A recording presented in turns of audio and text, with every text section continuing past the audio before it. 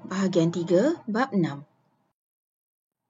Kita sampai kepada subtopik seterusnya di bawah tajuk penyata kewangan, iaitu C, menyediakan dan menganalisis nisbah kewangan. Kita sudah sampai kepada masa untuk membuat perbandingan secara numerical. Apa maksud analisis nisbah kewangan?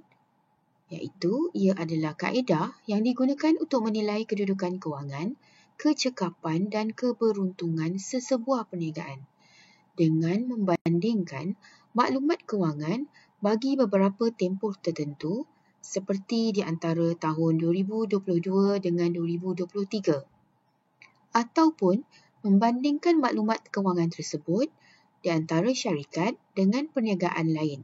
Contoh di antara perniagaan ABC dengan perniagaan XYZ. Ada 5 jenis nisbah kewangan. Pertama, nisbah kecairan. Kedua, nisbah hutang. Ketiga, nisbah keberuntungan. Keempat, nisbah aktiviti. Dan kelima, nisbah pelaburan. Kita pergi kepada nisbah yang pertama iaitu nisbah kecairan atau liquidity ratio. Nisbah ini mengukur keupayaan sesebuah perniagaan untuk membayar pembiayaan jangka pendek dan memenuhi tunai yang dijangkakan.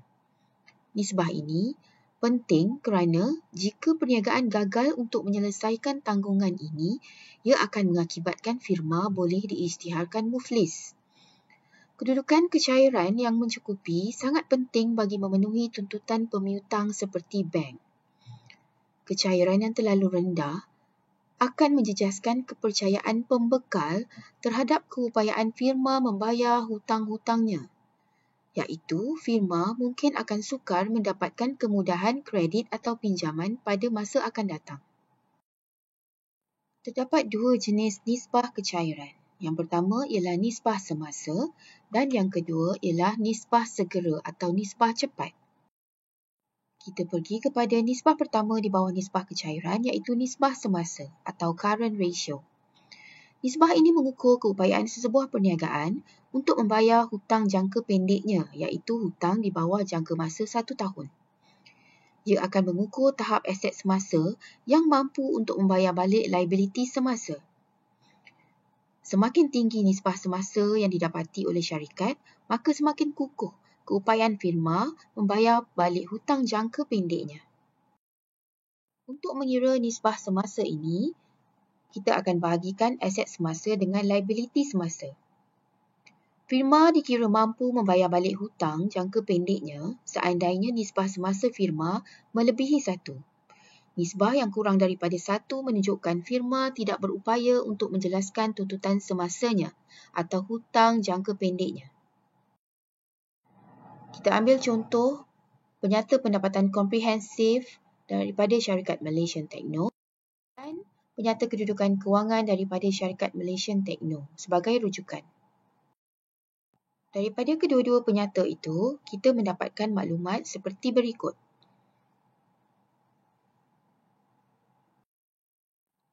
Maka, aset semasa 3 juta dibahagikan dengan liability semasa 530,000 akan mendapat nisbah semasa 5.66 kali. Kesimpulannya, pada tahun 2022, setiap RM1 liability semasa syarikat Malaysian Techno dapat ditanggung dengan RM5.66 aset semasa syarikat. Atau, pelajar boleh menjawab, syarikat Malaysian Techno mempunyai kemampuan sebanyak 5.66 kali aset semasa bagi setiap 1 kali liability semasa. Ini menunjukkan syarikat Malaysian Techno mempunyai lebihan aset semasa sebanyak RM4.66 dan mampu membayar hutang jangka pendeknya kerana ia melebihi 1. Kita beralih kepada nisbah kecairan yang kedua iaitu nisbah cepat atau nisbah segera. Nisbah cepat mengukur keupayaan tunai dan aset hampir tunai tanpa mengira inventory untuk menampung liability semasa. Nisbah ini memberi penekanan kepada kecairan sebenar melalui pengecualian nilai inventory kerana inventory sukar ditukar kepada tunai. Inventory sukar ditukar kepada tunai kerana ianya merangkumi 3 item iaitu bahan mentah, barang separuh siap dan barang siap. Dan pembelian ketiga-tiga item ini kebiasaannya dilakukan secara kredit atau hutang. Oleh itu, ianya mengambil masa untuk mendapatkan tunai. Bagi mengira nisbah cepat atau nisbah segera, formulanya ialah aset semasa tolak inventory dibahagikan dengan liability semasa. Maka firma dikira mampu membayar balik hutang jangka pendeknya dengan segera seandainya nisbah cepat firma melebihi 1. Nisbah yang kurang daripada 1 menunjukkan firma tidak berupaya menjelaskan liability semasanya dengan segera. Jadi, lebih tinggi nisbah ini adalah lebih baik. Ambil contoh syarikat Malaysian Techno. Nisbah cepat untuk syarikat Malaysian Techno didapati dengan menolakkan aset semasa tolak inventory bagi liability semasa, iaitu 3 juta aset semasa ditolakkan dengan 1 juta inventory dibahagikan dengan 530,000 liability semasa. Maka nisbah cepat syarikat Malaysian Techno ialah 3.77 kali. Kesimpulannya, pada tahun 2022, setiap RM1 liability semasa syarikat Malaysian Techno boleh dibayar sebanyak RM3.77 aset semasa, tidak termasuk inventory. Atau pelajar boleh juga menjawab dengan ayat ini. Syarikat Malaysian Techno mempunyai 2.77 kali aset semasa tanpa inventory bagi setiap 1 kali liability semasa. Ini menunjukkan syarikat Malaysian Techno mampu membiayai hutang jangka pendeknya dengan kadar segera. Kita beralih kepada nisbah hutang atau debt ratio. Nisbah ini menganalisis tanggungan hutang firma dan membolehkan firma mengetahui kebolehan mereka untuk menguruskan hutang.